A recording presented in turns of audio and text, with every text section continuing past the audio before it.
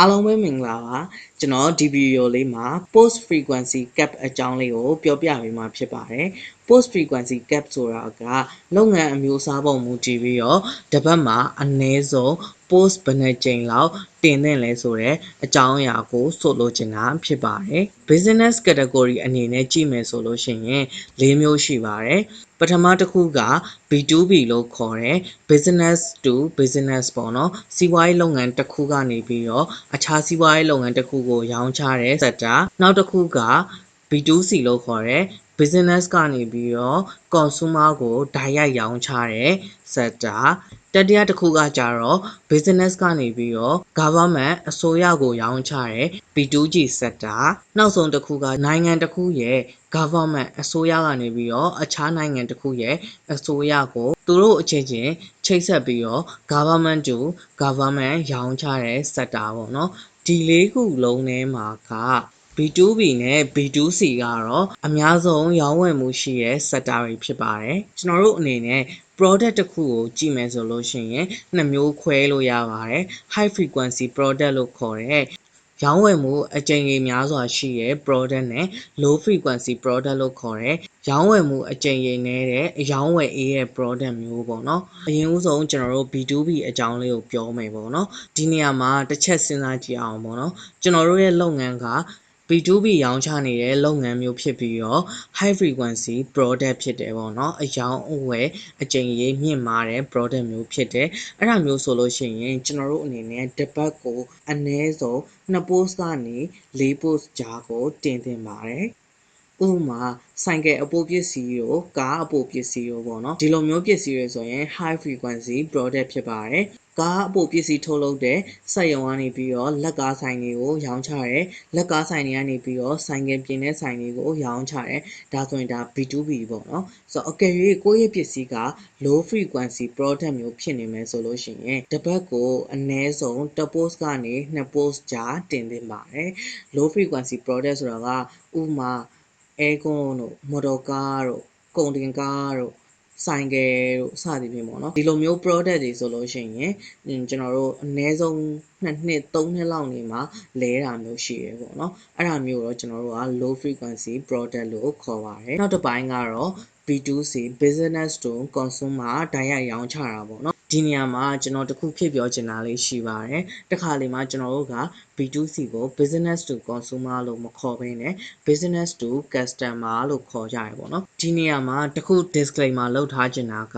ကျွန်တော်က B2C ကို business to customer လို့မသုံးဘဲနဲ့ဘာလို့business to consumer လို့သုံးလိုက်တာလဲဆိုတော့အကြောင်းအရင်းကိုပါနှစ်ခုလုံးကတော့မှန်ပါတယ် B2C ကို business to customer လို့ကတော့အသုံးများရယ်ပေါ့နော် consumer လို့ကတော့အသုံးနဲ့ဒါပေမဲ့ customer နဲ့ consumer မှာကွာခြားချက်တစ်ခုရှိပါတယ် customer ဒီလဲဝယ်သူ consumer ဒီလဲဝယ်သူဒါပေမဲ့ customer ဒီ end user နောက်ဆုံးစားသုံးတဲ့သူ consume လုပ်တဲ့သူမဟုတ်ပါဘူးသူဒီပစ္စည်းတစ်ခုကိုဝယ်ထားပြီးအခြားသူကိုပြန်ရောင်းခြင်းလဲရောင်းမယ်ပေးခြင်းလဲပေးလိုက်မယ်ပေါ့နော် consumer ကကြတော့ end user နောက်ဆုံးစားသုံးတဲ့သူဖြစ်ပါတယ်အကယ်၍customer တယောက်ကသူဝယ်ယူလိုက်တဲ့ပစ္စည်းကိုအခြားသူကိုတဆင့်ပြန်ရောင်းနေဆိုလို့ရှိရင်သူဒီ consumer မဟုတ်တော့ပါဘူး B2B လို့ခေါ်တဲ့ business to business ဆိုတဲ့ခေါင်းစဉ်အောက်ကိုဝင်သွားတယ်ပေါ့နော်ဘာလို့လဲဆိုတော့သူကအခြားတစ်ယောက်ကိုပြန်ရောင်းလိုက်တဲ့အတွက်ကြောင့်ဖြစ်ပါတယ်အဲ့ဒါကြောင့်မို့လို့ကျွန်တော်ကဒီမှာက B2B လို့သုံးထားတာဖြစ်တဲ့အတွက်ကျွန်တော်ကဒီမှာ B2C ကို customer လို့မသုံးဘဲနဲ့ consumer လို့သုံးလိုက်တာဖြစ်ပါတယ်ကျွန်တော်အဲ့လိုမျိုးဒီ business ကနေပြီးတော့ consumer ကိုရောင်းချတဲ့ product တွေကိုလည်း high frequency product နဲ့ low frequency product ဆိုပြီးတော့နှစ်မျိုးခွဲလိုက်ပါတယ် high frequency product ဆိုတာကတော့ကျွန်တော်တို့နေ့စဉ်စားသုံးနေတဲ့ဆန်တွေဟင်းချက်စရာတွေစသည်ဖြင့်ပေါ့နော်ဒါတွေဒီ high frequency product ပေါ့နော်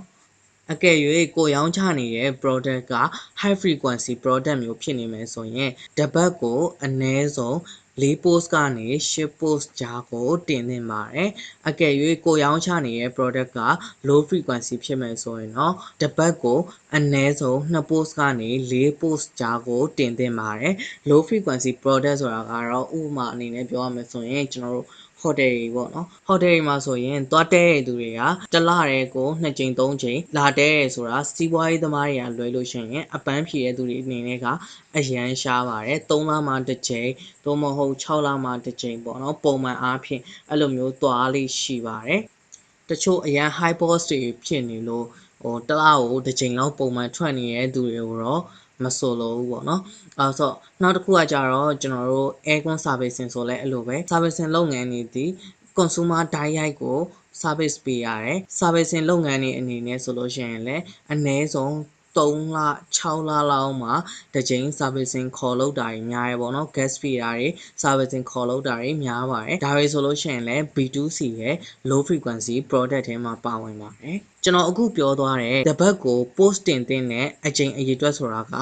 အနည်းဆုံးကိုပြောတာပါเนาะဒီတက်ပို့ပြီးတော့ကိုကတင်နိုင်လဲကောင်းတယ်ဟိုးရင်ဗီဒီယိုမှာပြောခဲ့သလိုပဲလုပ်ငန်းအမျိုးအစားပေါ်မူတည်ပြီးတော့ကျွန်တော်တို့တင်တဲ့ post အရေအတွက်ဒီကွာခြားနိုင်တယ်နောက်တစ်ခုကတော့ဘယ်အချိန်မှာ post တင်သင့်လဲဆိုတော့မေးခွန်းပါပဲဆိုတော့ဒီမေးခွန်းနဲ့ပတ်သက်ပြီးတော့ဖြေရမယ်ဆိုရင်ကျွန်တော်တို့ရဲ့လုပ်ငန်းအမျိုးအစားတွေပေါ်ကိုမူတည်ပြီးတော့ post တင်ရမယ်နေ့တွေရက်တွေအချိန်တွေဒီကွာခြားမှုရှိနိုင်ပါတယ်ကျွန်တော်တို့ရဲ့ channel insight က data တွေကိုကြည့်ပြီးတော့ကိုယ့်ရဲ့ audience ကဘယ်ချိန်မှာအများဆုံးကိုတင်မဲ့ platform ကိုအသုံးပြုလဲအဲ့ဒီချိန်လေးမှာကျွန်တော်တို့အနေနဲ့တင်သင့်ပါတယ်ဥပမာ Facebook မှာဆိုလို့ရှိရင်ကျွန်တော်တို့ Facebook page ရဲ့ insight မှာ data တွေရှိရပေါ့နော်ကျွန်တော်တို့ရဲ့ audience တွေအသုံးအများဆုံးအချိန်အဲ့ချိန်မှာကျွန်တော်တို့တင်မယ်ဆိုရင် reach ရောက်တာများတယ် engagement ရောက်တာများတယ်ပေါ့နော်ဒါပေမဲ့ပုံသေးအားဖြင့်အများဆုံး peak ဖြစ်တဲ့အချိန်လည်းရှိပါတယ်ဥပမာမနက်ဆိုလို့ရှိရင်ကျွန်တော်တို့ရုံးမသွားခင်လေးပေါ့နော်6 to 9တို့ညနေဆိုရင်ရုံးကပြန်လာတဲ့အချိန်တချို့ဆိုရင် bus ကားပေါ်မှာတုံးကြရတယ်တချို့ကကြတော့အိမ်ပြန်ရောက်မှတုံးကြရတယ်ကျွန်တော်တို့6 to 10ကြားလောက်ပေါ့နော်အဲ့ဒီအချိန်တွေကတော့အများအားဖြင့်အသုံးအများကြဆုံးအချိန်တွေပေါ့နော် Facebook page တွေရဲ့ insight တွေမှာတွားကြည့်မယ်ဆိုလို့ရှိရင်လည်းအဲ့ဒီအချိန်တွေကကိုယ့်ရဲ့ audience ကအများဆုံးအသုံးပြုတဲ့အချိန်ဖြစ်နေကြတာတူညီနေကြတာကိုတွေ့ရပါလိမ့်မယ်နောက်တစ်ခုကတော့နေ့ရက်ပေါ့နော်ဘယ်နေ့ဘယ်ရက်တွေက post တင်လို့အကောင်းဆုံးလဲပေါ့နော်ဒါကတော့ကျွန်တော်အနေနဲ့ကကိုယ့်ရဲ့လုပ်ငန်းအမျိုးအစားပေါ်မူတည်ပြီးတော့ကိုယ့်ရဲ့ data insight ပေါ်မူတည်ပြီးတော့ပဲတင်ဖို့အကြံပေးခြင်းပါတယ်တခုတော့ရှိတာပေါ့နော်ကျွန်တော်တို့ကလူတွေရဲ့ site ကိုတော့နည်းနည်းနားလည်ဖို့လိုတယ်ဥပမာလကစားဝန်ထမ်းတွေအနေနဲ့ဆိုလို့ရှိရင်ကျွန်တော်တို့20ကနေလမကုန်ရင်ကြားလေးမှာစပြီးတော့ဗိုင်ပြက်ကြလေးရှိရပေါ့နော်အဲကြောင့်လဲပြက်တုံးလက်တုံး23လို့တော့ခေါ်ကြရရှိရပေါ့နော်အဲ့ဒီအချိန်မျိုးတွေနောက်ကျွန်တော်တို့လကထုတ်ပြီးချင်းတစ်ပတ်ပေါ့နော်ဥပမာကျွန်တော်1ရက်နေ့ကနေ9ရက်နေ့ကြာအဲ့ကာလနှစ်ခုအတွင်းဆိုရင် discount ချပြီးတော့ရောင်းချမယ်ပစ္စည်းမျိုးတွေဆိုရင်အဲ့လိုရက်တွေကြားမှာတင်သင့်ပါတယ်။နောက်ကျွန်တော်တို့ဒီ club တွေဘားတွေဆိုလို့ရှိရင်လည်း TGIF တွေများသောအားဖြင့်တွားကြလေးရှိရပေါ့နော်။ပုံမှန်ညတွေတက် TGIF ညပေါ့နော်။တောက်ကြနေညမှာပို့ပြီးတော့များလေးရှိပါတယ်။ဆိုတော့အဲ့လိုရက်မျိုးအတွက်ဆိုလို့ရှိရင်ကြာသပတေးနေ့လောက်မှာကျွန်တော်တို့တင်တာမျိုးပေါ့နော်။နောက် Saturday Sunday ဆိုရင်အများစုကရုံးပိတ်ရက်ဖြစ်ပါတယ်။အဲ့လိုရက်မျိုးဆိုလို့ရှိရင်လည်းကျွန်တော်တို့အနေနဲ့ post တင်သင့်တယ်ပေါ့နော်ဒါတွေကတော့အများအားဖြင့် post တင်သင့်တဲ့ရက်တွေပေါ့နော်ဒါပေမဲ့ပို့ပြီးတော့ထိရောက်မှုရှိစေဖို့အတွက်ကတော့ကိုယ့် channel ရဲ့ insights တွေ website ဆိုလဲ website Facebook page ဆိုလဲ Facebook page ပေါ့နော်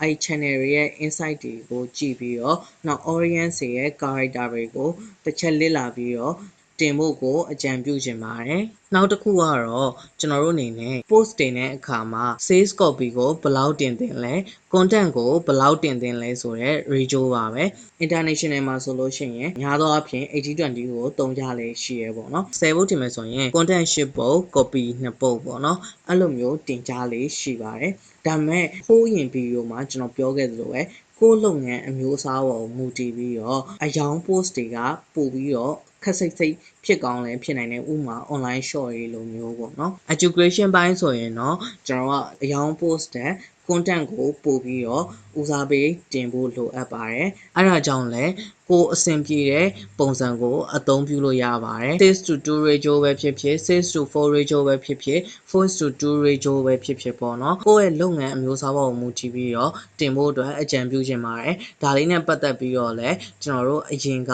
content versus copy သင်ခန်းစာလေးမှာအပြည့်စုံလေးရှင်းပြခဲ့ပြီးဖြစ်ပါတယ်ဒီလောက်ဆိုရင်ကျွန်တော်တို့အနေနဲ့ကိုယ့်ရဲ့လုပ်ငန်းအမျိုးအစားပေါ်မူတည်ပြီးတော့တစ်ပတ်ကိုအနည်းဆုံးဘယ်နှ post လောက်တင်သင့်လဲဆိုတာရယ်ဘယ်ချိန်တွေမှာတင်သင့်လဲဆိုတာကိုကောင်းကောင်းသဘောပေါက်သွားမယ်လို့ထင်ပါတယ်အားလုံးကိုကျေးဇူးတင်ပါတယ်